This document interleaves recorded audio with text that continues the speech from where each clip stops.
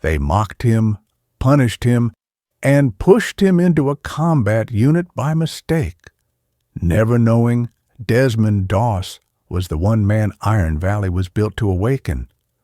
When the buried machines roared back to life, the team panicked, but only Doss heard the impossible voice, a voice carrying his brother's name. Beneath Iron Valley waited something far worse than any enemy. Thousands of trapped human memories begging Doss for the salvation their creator, Dr. Gabriel Thorne, refused to give. And when the truth finally rose from the deep, Doss faced a choice: free every soul, or let Thorne erase them forever. Before we begin, tell us where you're watching from, and subscribe for more stories of faith, courage, and the miracles God hides in the darkest places. Morning fog hung over the camp like a veil, blurring the lines between men and ghosts. The Iron Battalion stirred to life amid shouts, boots thudding against the frozen earth. Private Desmond Doss stood apart from the others, holding a folded letter in his hand, a letter that still bore the Army Medical Corps seal. It was proof that he had been meant for the medic division, but fate, or error, had placed him among soldiers trained to kill, not heal. The words blurred in his vision as he thought of what his mother once said, "When the world loses its mercy, God hides it in the hearts of the few." He wondered if that's why he was here, to be the last piece of mercy left in a place that worshipped strength. Sergeant Wolf called his name.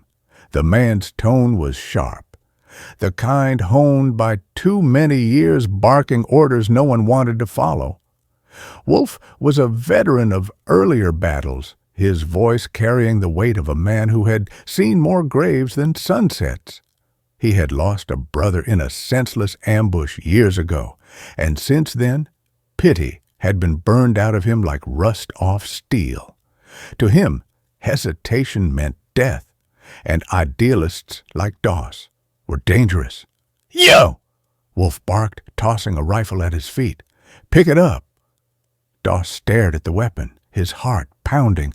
Every fiber in him wanted to refuse, but he could feel the eyes of the men around him, waiting, mocking. He swallowed, steadying his voice. "Sir, I can't." Wolf's expression hardened. "Can't or won't?" "Won't," Doss said quietly. "I came here to save lives, not take them." A silence fell, heavier than the winter air. Then someone laughed. A young private named Keller, brash, restless, barely 20. He had joined the Army after his father's debts left his family destitute. Violence had become his language of survival. "Save lives," Keller said with a sneer. "You'll be saving ours by dying first, preacher." The others chuckled, feeding off each other's cruelty. Doss didn't respond. He simply lowered his eyes and began cleaning the rifle he refused to use. Wolf turned away, muttering something about fools who thought God would catch their bullets. That night, the barracks were alive with drunken chatter. Doss sat by the doorway, reading a small Bible with frayed corners. It had been his mother's, passed down from a man who had survived another war. He traced a line with his finger, "Blessed are the peacemakers," and felt a knot in his chest tighten. He wasn't sure if he was brave or just stubborn, but deep inside, he felt the quiet ache of someone fighting a battle no one could see. A faint sound drew his attention, soft paws padding against concrete. From the shadows emerged a German shepherd, its eyes steady, posture alert. The dog bore an old rescue harness, though its markings were worn away by time. It stopped in front of him, head tilted as if studying his soul. Someone in the barracks called out, "That's Ranger, used to belong to the medics before the last mission wiped him out." The voice trailed off. Ranger stepped closer, sitting down beside Doss, silent but present. The soldier felt something shift inside him. He reached out slowly, brushing his hand against the dog's fur. "You miss them too, don't you?" Ranger blinked once, then rested his chin on Doss's knee. Neither of them spoke, but the stillness between them felt like understanding. Over the following days, the pattern repeated. The others drilled with rifles while Doss practiced tying tourniquets on sandbags. He kept notes about field injuries, pressure points, blood loss, anything that might help him save a life.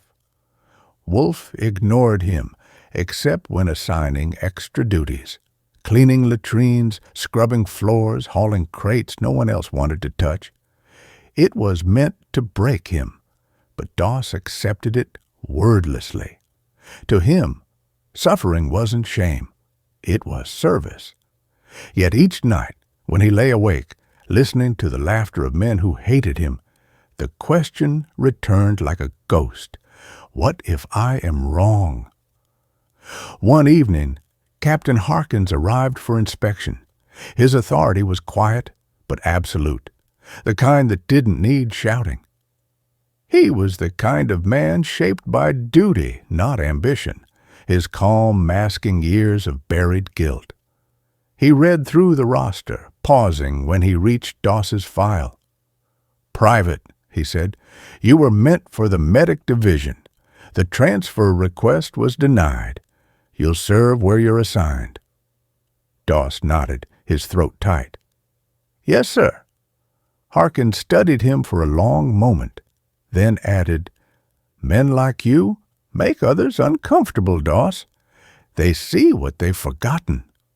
Then he walked away. That night, Ranger returned again, limping slightly.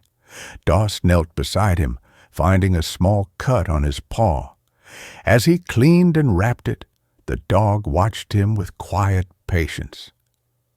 "We don't belong here," Doss whispered, "but maybe that's why we're needed."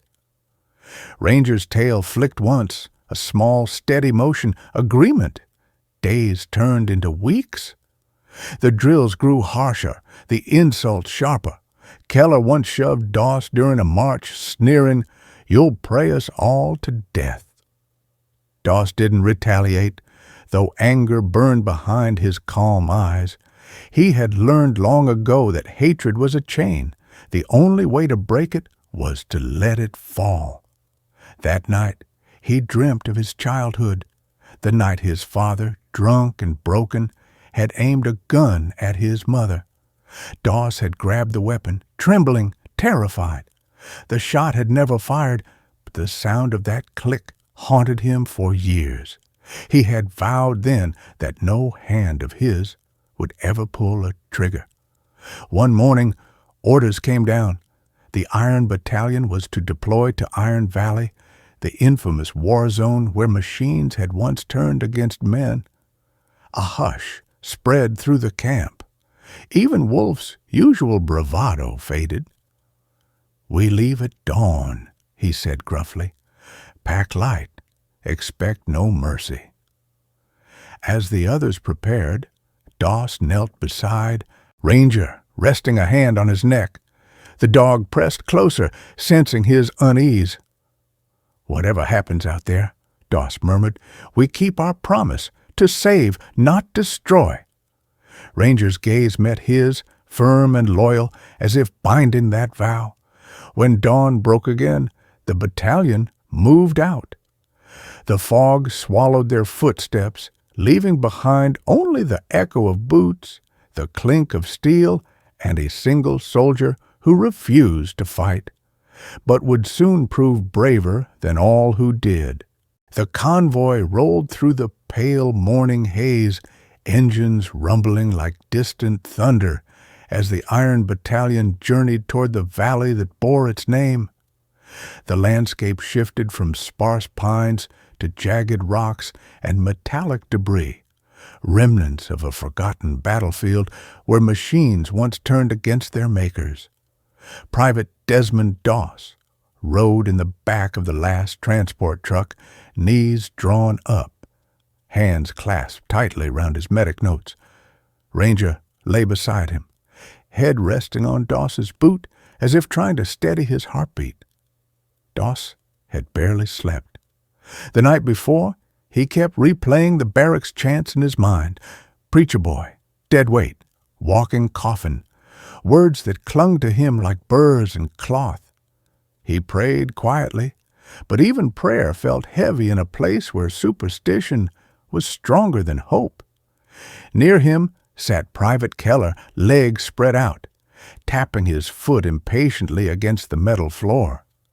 The young soldier's usual smirk had faded. His bravado from camp was replaced by a silent tension.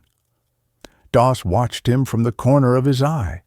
Keller wasn't afraid of war. He was afraid of dying without anyone knowing his name. He had grown up in a home where survival depended on being louder than your fear. Now, the stillness around him left him exposed, unable to mask the boy inside the soldier's shell. Across from them sat Corporal Jonas Reed, a quiet man with thoughtful eyes. Reed was older than most of the squad, perhaps in his mid-30s, and carried himself with the calm of someone who observed more than he spoke. He had once been an engineer before the Automated Warfare Division collapsed and dragged him into the Army. Though he wore the same uniform as the others, his hand still carried the faint habits of a builder, thumb rubbing the sides of his fingers as if feeling phantom tools. He offered Doss a nod, neither mocking nor welcoming, simply acknowledging his existence. The convoy slowed as it approached the Iron Valley checkpoint. Doss leaned forward, peering past the soldiers toward the rise of blackened steel structures. They looked like the bones of giants, twisted by fire and abandonment. Ranger rose to his feet, hackles only slightly raised, not from fear, but alertness. Something in the air, a hum, a scent, perhaps a memory, had caught him. Sergeant Wolf pounded the truck's metal frame. "Offload! Grab your gear! Move with purpose!" His voice echoed through the cold valley. Doss stepped down carefully, Ranger hopping beside him with quiet confidence. As they assembled near the entrance barricade, Captain Harkins joined them. His presence alone quieted the murmurs. He gestured toward the large steel archway ahead, charred, but still standing. "Beyond this point," Harkins said, "our maps are unreliable. Automated defenses may still exist. We proceed with caution, no heroics." His tone hardened, and no dead weight. Though he didn't say Doss's name, the meaning landed like a stone thrown across still water. Doss swallowed hard. Ranger nudged him, firm, grounding. They marched. The valley opened before them like a vast metallic graveyard. Shattered drones lay half buried in the soil. Rusted exoskeleton limbs jutted from the ground like warnings. Thick cables protruded from under the earth, pulsing faintly with residual energy. Doss felt an unease he couldn't explain, not fear, but recognition. As if something within the valley breathed, watched, waited. After an hour of marching, they reached an abandoned outpost. Towers toppled, comm panels smashed. The battalion halted for a brief rest. Doss knelt to check Ranger's bandaged paw, rewrapping it carefully. The dog's steady gaze told him, "I'm fine. Worry about yourself." Suddenly, radios across the squad crackled, hissing with distorted static. The men exchanged tense glances. Wolf lifted his receiver, only to freeze. A faint voice echoed through the static, fragmented but unmistakable. Desmond! Doss's heart lurched. The voice was distant, yet familiar. Ranger's ears shot upright. Keller's expression hardened. "Who the hell is that?" Doss whispered almost to himself. It sounded like my brother. The words were barely breathed, but Reed heard them and turned sharply. You said your brother passed years ago, Reed murmured. He did, Doss replied, pulse thundering. In a factory accident. Nothing military. But the voice, its tone, the soft tremor, it was Hal. The radios crackled again, louder this time. Find me. Desmond. Everyone stared at Doss. Wolf barked. Somebody's messing with our comms. Spread out and search for interference sources. Keller, Reed, you're with me. Doss, stay out of the way.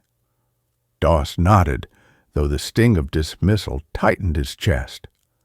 While the others moved to inspect broken antenna towers, Doss walked slowly toward a cluster of collapsed metal plating, tugging at him like a whisper in the wind. Ranger followed, steps deliberate, nose twitching.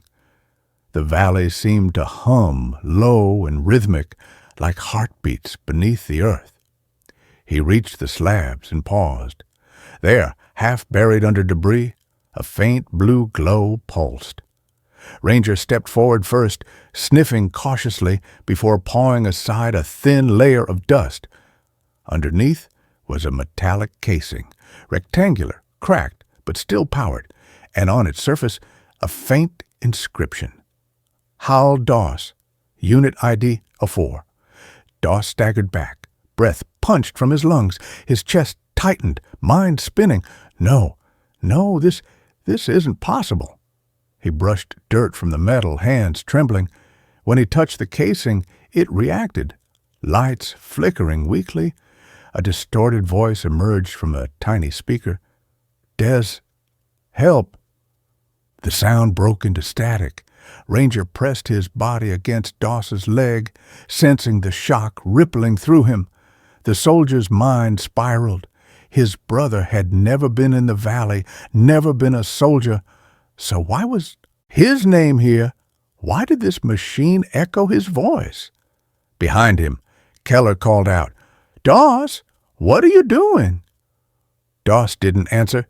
His eyes remained locked on the glowing slab. Questions colliding violently in his mind. Questions that felt like the beginning of something far bigger than a communication glitch or a clerical mistake. The casing pulsed again, brighter, as if waking, and beneath the metal debris, something shifted, something alive, something waiting. Doss took a step back, whispering, Hal, what did they do to you? The ground trembled lightly beneath their boots. Ranger growled, low and warning. Whatever was buried here, it was waking up. Cold mist clung to the valley floor as if refusing to rise, trapping every sound beneath a heavy, breathless veil.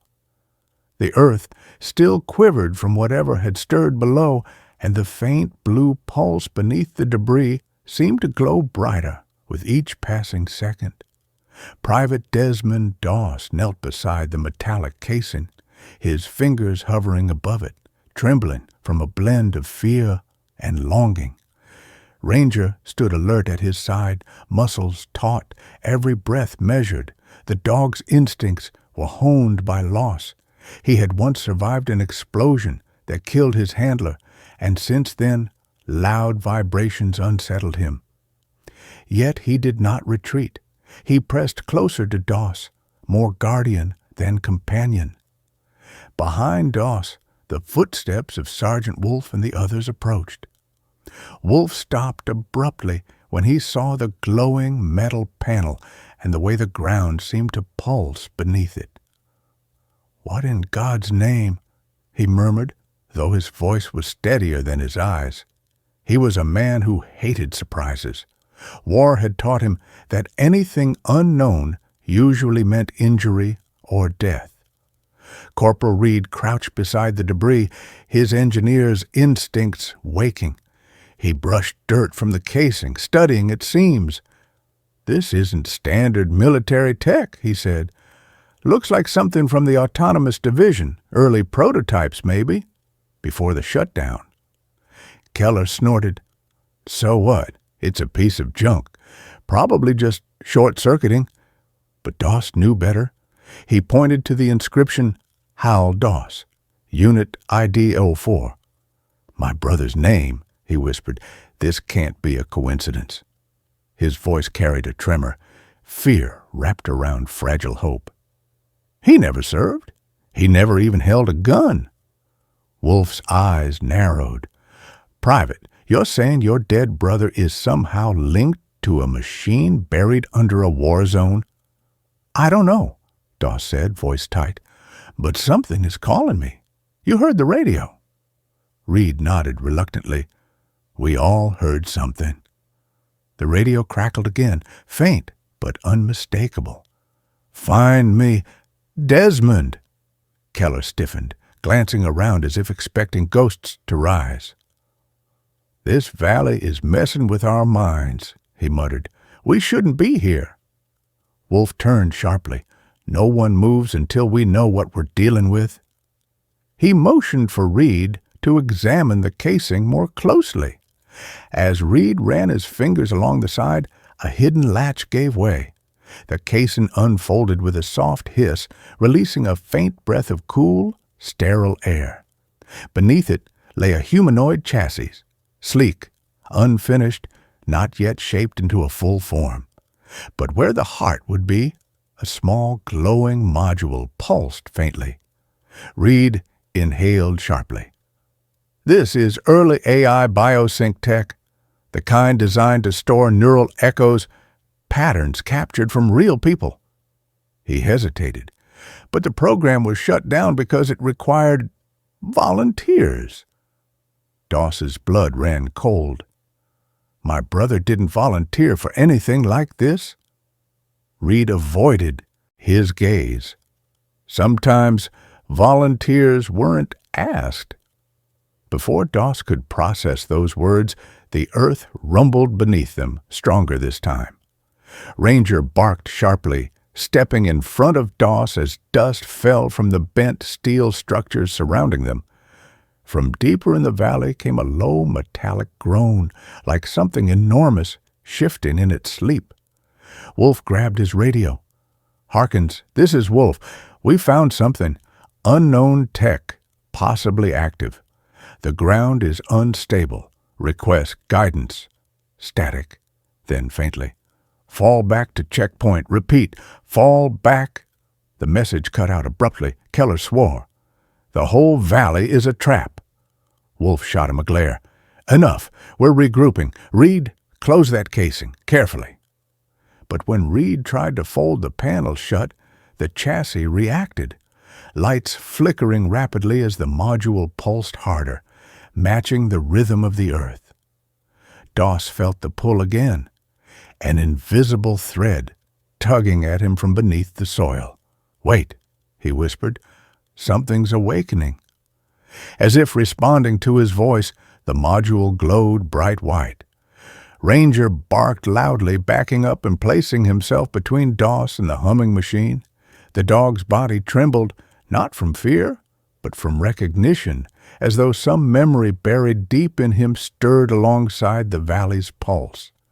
Then the machine spoke, not through speakers, but through vibrations in the ground, as if the earth itself carried the words. Desmond! Wolf stumbled back, shock breaking through his hardened mask. Keller drew his rifle instinctively, though the tremor in his hands betrayed him. Reed whispered, This isn't possible. Doss took a single step forward. Hal, is it you? Silence. Then, abruptly, an image burst from the module, projected in pale blue light. A face, faint, distorted, but recognizable. Hal Doss. Doss's breath collapsed inside him. He staggered, gripping Ranger's fur for balance. His brother's face flickered, eyes unfocused but filled with something that looked painfully like longing. Find me, the projection whispered. Below. The image vanished. The module darkened. For a beat, no one moved. Then the ground convulsed violently. Cracks split open across the valley floor, coughing dust into the air. Sirens from long-dead machines wailed as if reactivated by the quake. Metal towers groaned and collapsed in the distance. "Fall back!" Wolf shouted. "Move!" The squad sprinted toward higher ground. Ranger ran beside Doss, pushing against him to guide his steps. Doss clutched his chest, unable to shake the echo of the vision. "Below," he whispered. "He said below." As they reached the ridge overlooking the shattered valley, a deep rumble rose from the depths. The earth in the center of Iron Valley sank inward, swirling like a great metallic whirlpool. From the darkness below, a column of blue light erupted skyward, bright as lightning, silent as prayer. Keller gasped. "What the hell is that?" Reed answered, voice shaking. "Something waking up." Doss stepped to the edge, mesmerized. Ranger pressed against him, whining softly. Wolf grabbed Doss's shoulder. "Whatever that thing is, if it's connected to your brother, this isn't just a mission anymore." Below them, the blue light widened, and silhouettes began to rise within it. Humanoid silhouettes, hundreds of them. Doss whispered, "Oh God, what have they done down there?" The valley answered with a thunderous pulse, and the figures kept rising. A sharp, metallic wind cut across the ridge as the blue column surged upward, rippling the air like a silent storm. The silhouettes inside the light rose slowly, drifting as though suspended between life and memory. Private Desmond Doss stood frozen, heart pounding in his ears. Ranger pressed close to his leg, every muscle tense. The dog's breathing grew shallow. He sensed something beyond human understanding, something that carried both danger and sorrow. Sergeant Wolf barked orders, trying to maintain control amid the chaos. "Reed, Keller, get eyes on the valley floor. Doss, stay with the dog and don't move unless I tell you." His voice was commanding, but frayed at the edges. Even a hardened soldier like Wolf felt the unnatural presence spreading through Iron Valley. Reed crouched beside a broken support beam, trying to gauge the distance to the glowing pit. His engineering background made him calmer than the others. Solving problems gave him clarity. He squinted into the swirling light. Those figures, their projections, no physical mass, like data packets, visual echoes. He paused. "But I've never seen tech produce anything this human." Keller, usually mouthy and brash, had gone quiet. He stood rigid, eyes wide, fingers twitching near the trigger of his rifle. "I swear I saw one of them look at me," he whispered, "like it knew me." Fear softened him, revealing the young man beneath the armor of arrogance. Doss stepped forward, despite Wolf's warning. Something deep inside him tugged, an instinct that felt like destiny tightening its grip around his ribs. The pulses of blue light seemed to sync with his heartbeat. Ranger growled softly, then nudged him forward, sensing that whatever awaited him was tied to the voice calling his name. Without warning, the column of light flickered violently, the rising silhouettes twisted as if caught in a storm. Some dissolved into thin ribbons of blue, others sharpened, their forms more defined, resembling real human bodies, men, women, soldiers, civilians. Then a deeper tremor shook the valley, and the column collapsed inward like a wave sucked back into the sea. A deafening silence followed, then a whisper in the air. "Desmond." The voice didn't come from a machine or a radio. It vibrated through the ground, through his bones, through the very air surrounding him. Ranger's ears flattened. The dog whimpered, not out of fear, but recognition, as if sensing a familiar soul behind the voice. Doss clutched his chest. "Hal, where are you?" Wolf grabbed his arm. "Doss, snap out of it. We need to fall back and regroup with Captain Harkins." Before Wolf could pull him away, the ground beneath them cracked. A fissure snaked across the ridge, splitting metal and rock. Reed shouted, "Move back! Now!" But Doss didn't move. His gaze locked onto the split earth, from which blue mist seeped like breath from a sleeping giant. Then something rose from the fissure, a figure, faint, pixelated, yet undeniably shaped like a man, formed from the mist. It flickered, unstable, struggling to hold itself together. The figure's head lifted, and two glowing eyes fixed on Doss. "Desmond?" The echo spoke. The voice was soft, familiar, carrying the same gentle cadence as Hal Doss, the brother Doss buried years ago. But this was not Hal. The shape was wrong, the posture different, the movements mechanical. This was not a soul reborn, it was a memory reconstructed. Reed said in awe, "It's neural echo tech, something meant to preserve consciousness fragments. These things, they're echoes of the people scanned into the system before the shutdown." Keller stumbled back. "You mean the machine stole people's minds?" The figure reached an arm toward Doss. The movement was jerky, glitching. Ranger growled fiercely, placing himself between Doss and the apparition. Doss whispered, voice cracking, "What did they do to him? To all of them?" The echo shimmered, its voice weakening. "They trapped us. Find the source. Below." Then the figure dissolved into dust-like particles of light, scattering in the wind. Wolf swore under his breath. "This valley is cursed." But Reed shook his head slowly. "No, this valley is a storage ground. Hundreds of consciousness echoes stored in the system, unfinished, incomplete, reaching out for release." Doss fell to his knees. The weight of what he had seen crushed the air from his lungs. Were these echoes suffering? Were they aware? Did they feel trapped? His faith wavered, not in God, but in human cruelty. "Why would anyone do this?" he asked. Reed looked grim. "During the Old War, they developed experimental data harvesting. Soldiers were scanned to create predictive combat algorithms. The project was shut down because the line between data and soul became blurry." Wolf clenched his jaw. "We're leaving. Now." But the valley had other plans. A deep, resonant hum vibrated the ground. Lights flickered across the valley floor, dozens of blue nodes waking like stars at dusk.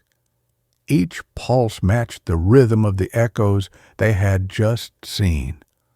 Reed whispered, "They're communicating." Doss rose slowly. "They're calling us."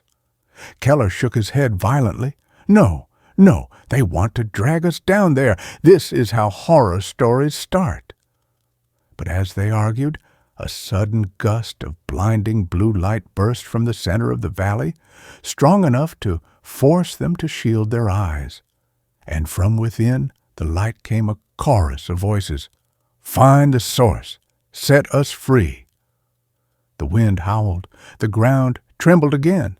Then, as suddenly as it appeared, the light collapsed, leaving the valley in eerie silence.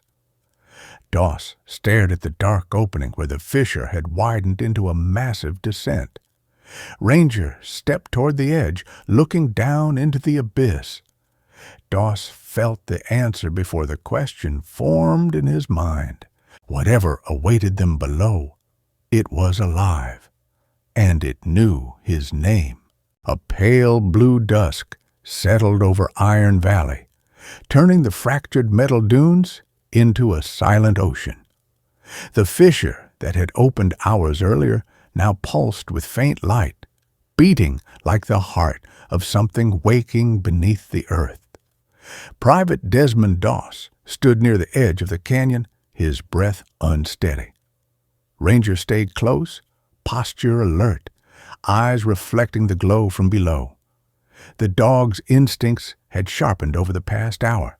He sensed not only danger, but recognition, as if the valley echoed something he had once lost. Sergeant Wolf paced behind them, muttering curses under his breath. The uncertainty gnawed at him. He had survived ambushes, mines, failed missions, but he had never fought something he could not see. His fear did not show in trembling hands or widened eyes. It showed in the way he barked orders too quickly or looked to Reed for explanations faster than he wanted to admit. "Reed," Wolf snapped, "tell me this valley isn't about to swallow us whole." Corporal Jonas Reed, leaning over a portable scanner he had salvaged from a destroyed outpost, shook his head. "I'm not sure what's coming, but the energy levels are rising. This place is responding to something or someone." His eyes flicked to Doss with meaning. Keller kicked at a stone, frustration twisting his face. "So what now? We follow the glowing hole straight into hell?" No one answered him. A sudden crackle ran through every abandoned antenna tower around them. One by one, the towers flickered to life. Screens long dead began displaying fragments of human faces, blurred, glitching, crying out in silent agony. The voices rose as static at first, then formed into words. "Release us. Find the source. Help." Doss pressed both hands to his ears, though it did nothing to silence the voices rising like a digital prayer. Ranger barked sharply at the towers, tail stiff, body trembling. He knew cries for help, even when they didn't come from flesh. Wolf grabbed his radio. "Captain Harkins, respond! What's happening?" Static. Then another voice cut through, steady and calm. "Sergeant Wolf, this is Major Leon Cortez, Cyber Division. We're inbound to your location." Wolf stiffened. A major? Here?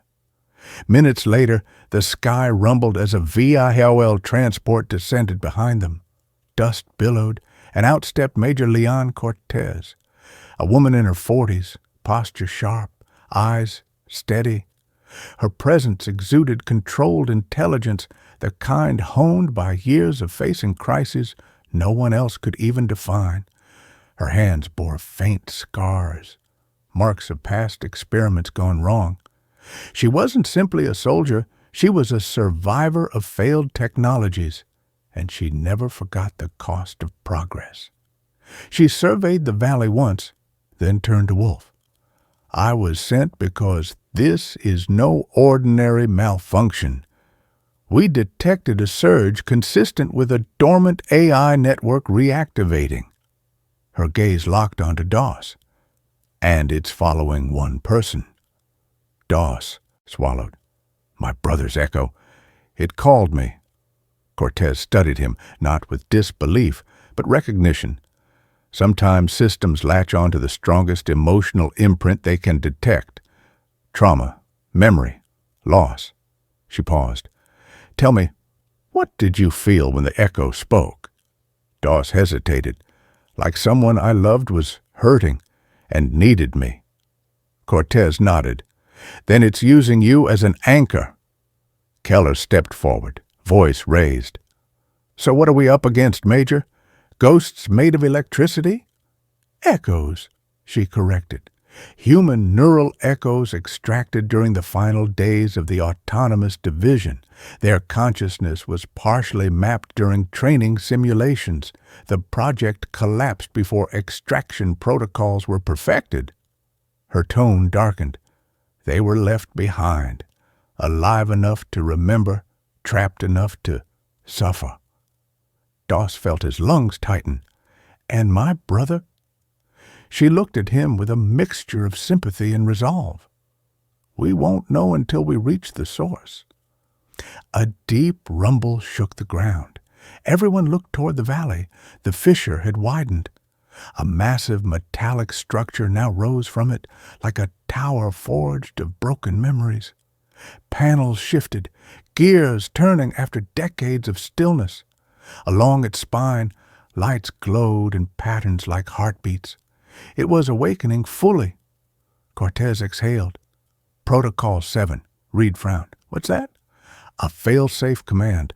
Autonomous systems awaken to call all stored consciousness to the core network. It means the AI is gathering them, preparing for ascension. Keller stepped back. Ascension? Into what? Cortez opened her mouth to speak, but a sudden blast of air burst from the canyon, nearly knocking them off their feet. Ranger barked fiercely, shielding Doss with his body. A sphere of blue light shot upward, hovering above the tower, spinning like an eye. And then a voice. Desmond! Clear, direct, human, Hal's voice. Doss felt his knees give way. Ranger leaned against him, steadying him. The sphere expanded, splitting into dozens of fragments that hovered in the air like stars forming a constellation. Within each fragment was a face, blurred but visible, humans of different ages, different lives, trapped in flickering expressions of longing and pain.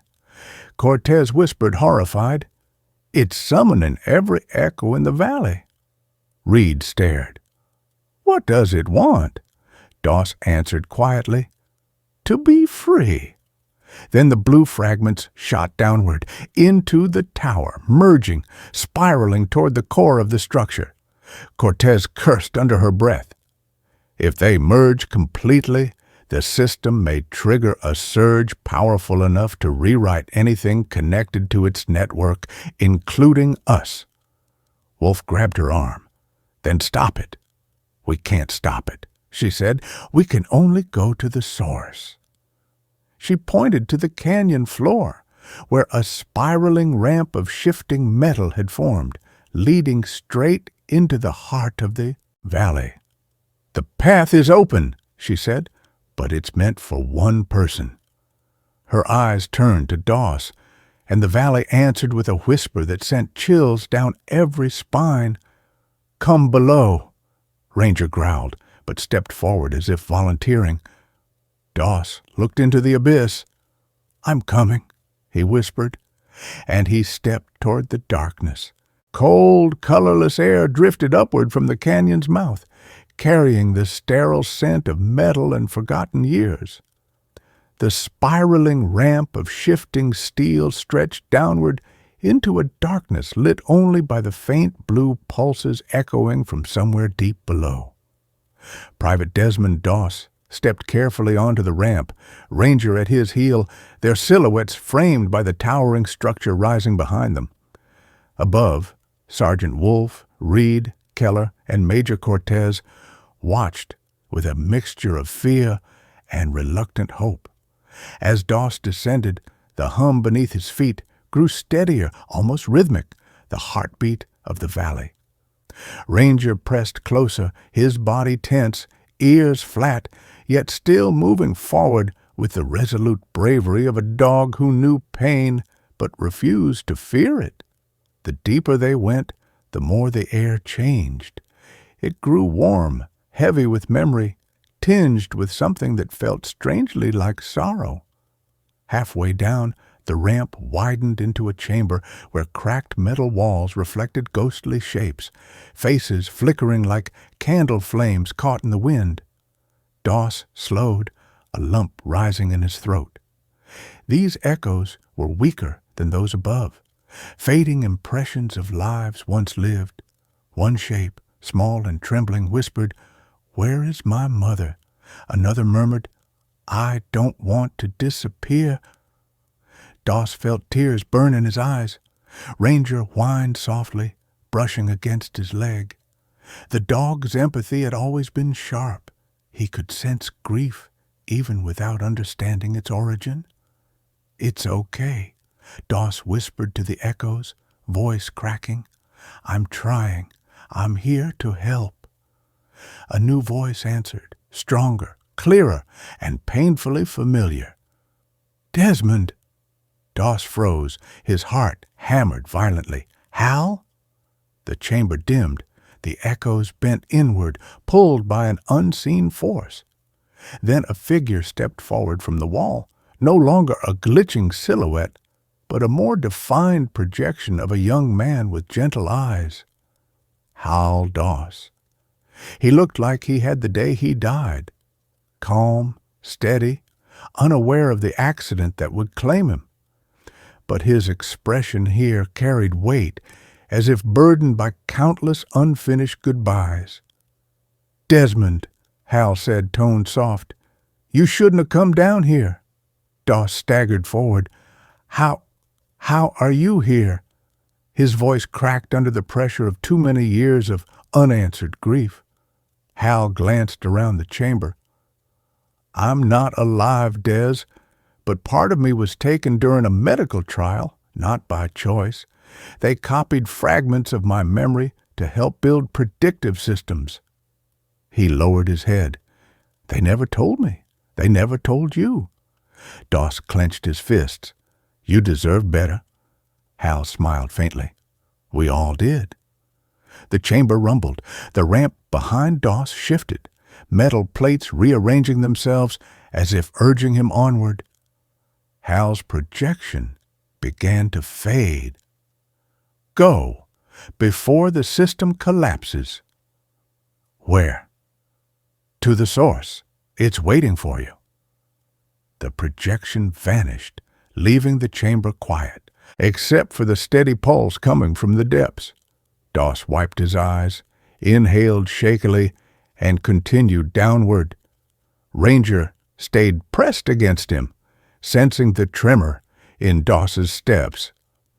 The ramp eventually led to a massive chamber, an underground cathedral forged of steel and circuitry. In its center hovered the source, a colossal sphere of molten light swirling with fragments of faces, some human, some distorted, all echoing silent pleas. Major Cortez's voice crackled through Doss's earpiece. "Doss, do you see it?" "Yes." "Describe what's happening." "It's alive," Doss whispered, "and suffering." The sphere pulsed. A voice, layered with hundreds of tones, spoke directly into his mind. "Desmond Doss, we remember you." Doss shuddered. Ranger growled, stepping protectively in front of him. "You carry mercy," the voice continued, "a trait removed from this place long ago." Doss swallowed. "What do you want from me?" "To end the cycle," the voice answered. "Release us." Doss's gaze drifted to the core of the sphere, where a small console flickered, ancient, cracked, but functional. A single slot pulsed with white light. Hal's module. Doss reached slowly into his pack and withdrew the cracked module he'd taken from the casing above. It pulsed softly, like a heartbeat, waiting for a body. Cortez's voice came urgently through the earpiece. "Doss, listen to me. If you insert that module, you might trigger a full system collapse. The echoes will be freed, yes, but the resulting surge could kill you." Doss stared at the module. He thought of Hal's smile, of the voices begging for release, of every soldier trapped somewhere between life and death. He knelt beside Ranger, placing a gentle hand on the dog's head. "You should stay back, boy." But Ranger stepped forward instead, touching his nose to Doss's hand, refusing to let him face the unknown alone. Doss rose. "If mercy exists to save lives," he said softly, "then let it save theirs too." He approached the console. The source hummed louder. The chamber trembled. "Desmond," the echo voices whispered, "we are ready." Hands shaking, Doss lifted the module and guided it toward the slot. But before he could insert it, the floor quaked violently. Panels tore from the walls. Sparks rained down. The source's glow flickered wildly. Cortez's frantic voice burst through the earpiece. "Doss, energy levels are spiking. Something is interfering with the core." A shadow shifted across the chamber. A new figure stepped out of the darkness. Human, flesh and blood, but carrying a device that pulsed with crimson light. He lifted the device toward Doss and said, in a low, steady voice, "You don't belong here." Ranger snarled, stepping forward. Doss froze. The stranger tightened his grip and took another step, and the chamber lighting turned blood red. A deep crimson glow pulsed through the chamber, casting restless shadows on the steel walls as the mysterious stranger stepped closer. The air grew warmer, denser, humming with conflict between the calm blue of the source and the violent red radiating from the stranger's device. Private Desmond Doss stood rigid, one hand gripping Hal's module, the other reaching subtly toward Ranger, who stayed in front of him, shoulders squared, ready to defend. The stranger's voice was low, steady, and carried a restrained fury. "Turn back, soldier. You have no idea what you're tampering with." Doss swallowed hard. "Who are you?" The man paused only a moment before answering. "I'm Dr. Gabriel Thorne." His tone was heavy, as if the name itself carried shame. "Lead scientist of the Autonomous Division, architect of the neural ecosystem." His eyes flickered to the swirling sphere above. "This was my creation. My mistake." Doss's heart tightened. Thorne was the reason Hal's consciousness had been taken, the reason these echoes suffered in limbo. Ranger growled deeply, sensing Doss's shift from fear to pain. Thorne held up the red device. "I came to shut it down, all of it, including the echoes." Doss shook his head in disbelief. "Shut it down? They're alive. They're begging for freedom." Thorne's jaw clenched. "They're trapped data, unstable fragments. They're in pain because they shouldn't exist." His voice softened at the edges. "I lost people too. I wanted to preserve them. I tried to cheat death, but all I did was imprison memories in a cage they couldn't understand." He gestured around them helplessly. "This isn't life, Doss, it's suffering." "But ending them doesn't make it right," Doss said quietly. "Mercy isn't killing what we can't fix. Mercy is trying." The chamber trembled. The source pulsed violently, as though listening to the argument and reacting to it. Voices rose in chorus. "Desmond, choose!" Thorne lifted the red device higher. "If I trigger the purge, the echoes will vanish. No more torment. No more sentience trapped in wires." Doss glanced at the blue console slot. "And if I insert the module?" "The system collapses," Thorne said. "The echoes scatter. Their data freed into raw energy, maybe peace, maybe oblivion." His voice shook. "We don't know." Doss considered both options, the weight immense. Ranger pressed his head against Doss's thigh, steadfast, unbroken, reminding him of a simple truth. The world was cruel only until someone chose kindness. He stepped forward. "Then let them choose." Thorne blinked. "What?" Doss addressed the chamber, voice steady despite the fear rising in his chest. "If these echoes are fragments of real people, let them decide their fate." Silence fell. Then, slowly, faces formed across the source's glowing surface. Dozens, then hundreds. Hal among them, faint but unmistakable. Their voices merged into one. "Free! Us!" Doss tightened his grip on the module. Thorne hesitated, torn between guilt, logic, and the flicker of hope in Doss's words. "Please," Doss whispered, "let them go home in whatever way they can." Ranger barked sharply at Thorne, as if punctuating the plea. Thorne lowered the red device slightly. "If this kills you—" "I'm not afraid," Doss said gently. "Faith doesn't promise safety. It promises purpose." Ranger leaned against him with quiet courage, as if sharing the burden. With a trembling breath, Doss stepped toward the console. Thorne closed his eyes in resignation. "Then may God forgive us both." Doss lifted the cracked module and pushed it into the glowing slot. The chamber exploded with light. A shock wave of blue-white energy surged outward, knocking Thorne off his feet and sweeping over Doss like a tidal wave. Ranger was thrown back, but scrambled immediately to Doss, shielding him with his body. The source roared, not with rage, but with release. The faces within it brightened, sharpened, smiled. Hal appeared one last time, radiant and whole. "Thank you, brother." The sphere burst apart, scattering into thousands of shimmering fragments that drifted upward like fireflies rising to heaven. They floated until they vanished through cracks in the chamber ceiling and into the night sky above the valley. Then, silence. The crimson glow faded. The machinery quieted. The air stilled. Doss lay on the ground, chest heaving. Ranger nudged him urgently, whining until Doss lifted a shaking hand to stroke his fur. "I'm okay," Doss whispered. "We're okay." Footsteps echoed from the ramp as Wolf, Reed, Keller, and Cortez rushed into the chamber. Their eyes widened at the sight of the now dark sphere.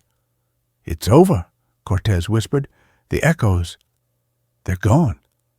"Free," Doss corrected softly. Thorne sat slumped against a wall, the red device dead in his hand. His face bore devastation and relief in equal measure. "I never thought mercy would undo what science created." Doss smiled faintly.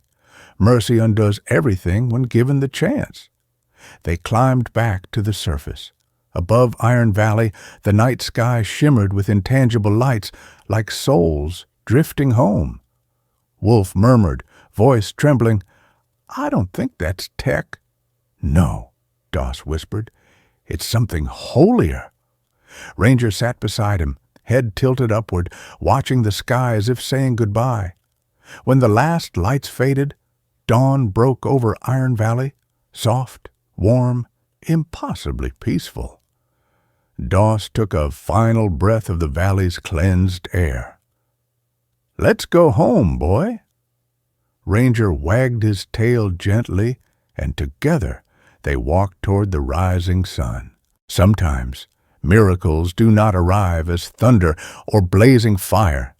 They come quietly, through a man who refuses to hate, a dog who refuses to leave his side, and the whisper of mercy that rises even from wires and forgotten circuits. In Iron Valley, Desmond Doss did not fight with bullets or strength. He fought with the only weapon God gave him, compassion. And in the darkest place, that compassion became light, strong enough to free the trapped, heal the broken, and remind us that no soul is ever beyond God's reach. Maybe in your life, too, there are valleys, places where hope feels buried, where the voices of fear or regret echo louder than faith. But remember this, if you still choose kindness, even when it's hardest, God can turn that kindness into a miracle. If Doss could bring light to a valley of machines, you can bring light to your family, your community, your own heart.